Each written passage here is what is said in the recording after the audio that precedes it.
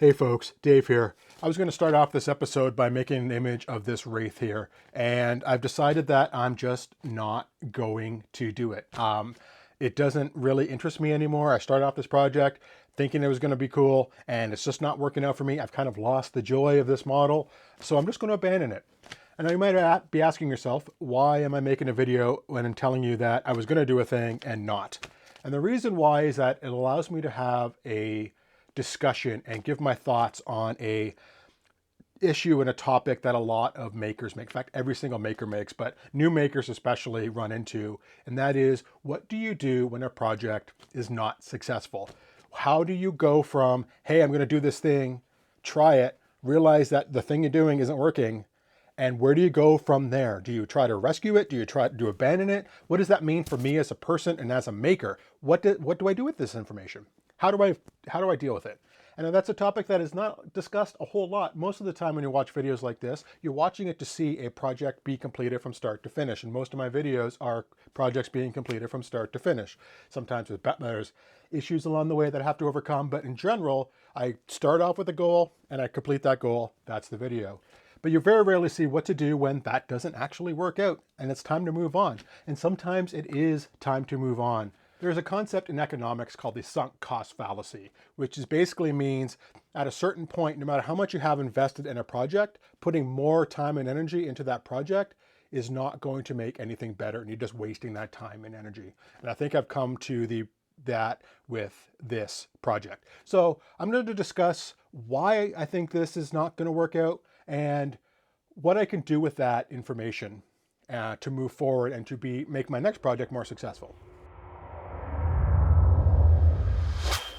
So the reason why I'm going to abandon this project is that I simply don't feel any passion or joy or interest in actually making a photograph of this model. My whole creative process is think of an idea, build a scene, shoot it, and make a cool image. So I built this model here, and I think it actually turned out fairly decently as a painted model, but I just have no desire to point my camera at it. It just does not spark any interest whatsoever. And that's fine. This isn't a woe is Dave video. This isn't a pity Dave video. This is just a frank discussion about the fact that things go wrong and what to do about it. So that's what's gone wrong with this. And what I'm going to do about it is I'm just going to abandon it and move on. Now, you might think that's a failure. Well, truth is, we all fail. Everything you've ever done, at some point in time, you failed at it. And that's okay. That is how we learn. In fact, we learn way more from our failures than from our successes. You've been dealing with this your entire life. If you're an able-bodied person, you've probably started off as a baby crawling along, and when you first tried to stand up, you fell flat in your face. And what did you do? You got back up and you tried again and you tried again and you tried again and tried again and you fell over and you fell over and you fell over, but eventually you stood up and stayed, and then you took a step and fell over, and then you took 2 steps and fell over. All the way along, you're analyzing the problem, learning from it, and taking the next step. So this is not really a failure in the sense that it is a complete waste of time. So the only way this project is an actual failure if you don't really learn from it. So let me just take a few minutes and go through the aspects of this project and what lessons I can extract from it. Normally when I start projects, I have some sort of plan. I have an idea of what the finished image will look like. I'll have an idea of I need to build a diorama. The figure needs to be this size. It's going to be this size in frame. It's going to have these lights, that sort of thing. And when I printed this off, I really didn't have that. The reason why is that where I got this model from was from a website, which I will not name because I don't want to give any indication that I have any animosity towards that site. I think they're fantastic modelers, but it just didn't work out in this case. But in general, I mean, I've used their stuff in the past. I'll use it in the future. They're great stuff. Nothing against them. It's a well-modeled model. However, when I went there, I looked at all the models and I started stacking my favorites. I said, this is my favorite, this is my second, this is my third, this is my fourth. And then as ideas came, I printed off the first one and built the model and the diorama, made the photo. And then when I was done, I went to the next one. And as that idea for that image came, I printed it off, painted it up, built the diorama, took the photo, finished it off. And I just went down the list. And when it came to this guy, I was just like, oh, he's next. I'll just start printing them off and just be ready for the next time when I need them. So I didn't really have an idea of what to do with them. So now I'm left with, I have the figure, but I don't have the inspiration. So the second issue is that this model, as I painted it up and I've got to know all the details of it, it just seems like it's goofy as hell. It's just insane. I don't understand the story behind this horse. So it has a wraith figure that is kind of like an undead. So you can't really, it's kind of, the body's kind of moved to the spiritual realm, but so you can't really see it in our realm. So it's like an empty robe. And that's actually modeled really well. And the kind of the thing that attracted me to this particular model.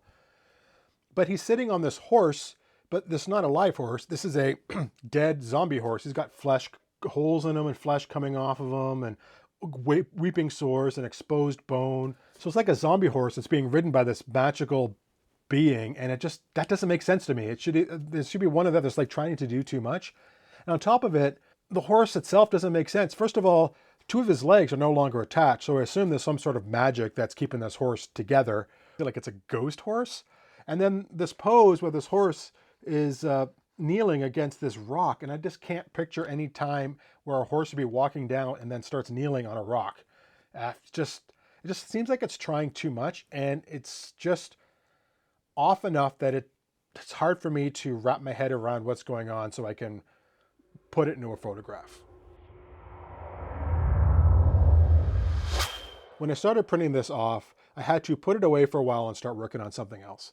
I started printing this off in the beginning of May and starting to assemble it about that time. And roughly at that time, I needed a pivot to start creating some props for cosplay. I made a Gandalf staff and Galadriel's dagger.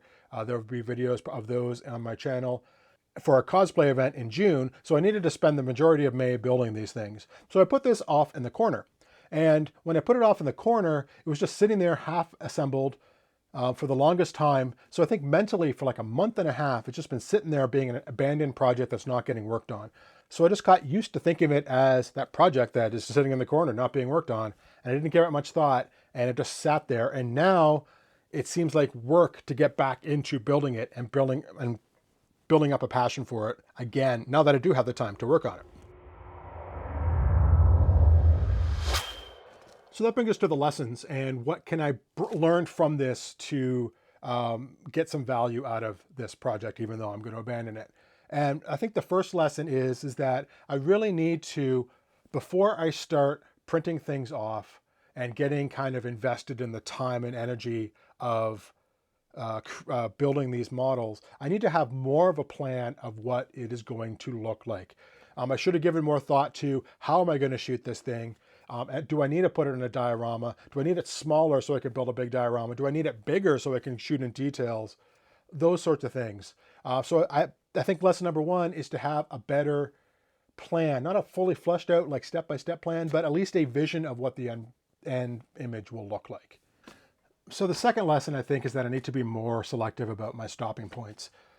Many times in the past, I have taken models to this point and then waited weeks to months before I could actually get the time to set it up in front of my camera to make the final image out of. And that's been fine. I think in this case, I didn't leave it in a finished state in any way, shape, or form. I left it in half assembled, kind of half printed off, kind of a mess. And so I didn't finish at a natural step where I could put it away and then there was another step to start. I left it half done within that particular step of the build. And I think and next time, if I have to pivot away from a project onto the next one, I should have taken a little bit of extra time, probably would have only taken a few hours, to finish assembling this so it was a complete model and then put it aside.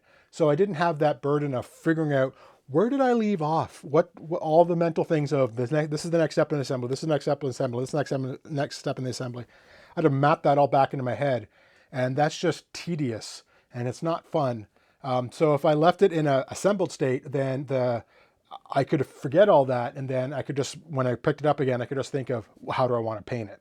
And the third lesson is to simply just remind myself and to you all that it's okay to start something and not finish it. That's fine. I do what I do because I love the process. I don't do it to finish a particular thing. I do it for the process of thinking of an idea, building it, making a reality, and then taking an image out of it. And if something in that process breaks, it's okay to just say, all right, this time it didn't work, learn my lessons and move on. That's fine. That's the way it should work. That's the way it has to work. So that's the message I really want to give to any new maker out there that might be listening to this, is that mistakes happen. They're fine. It's okay to abandon things.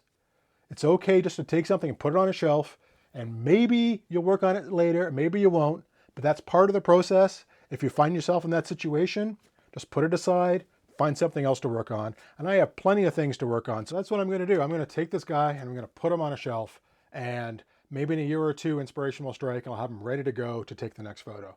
But in the meantime, I have a whole list of projects that I can work on.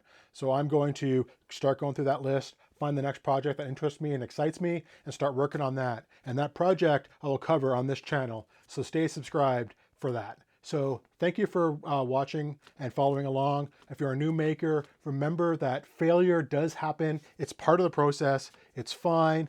Learn from it and take those lessons to your next project and keep on making. I'll see you next time. Cheers.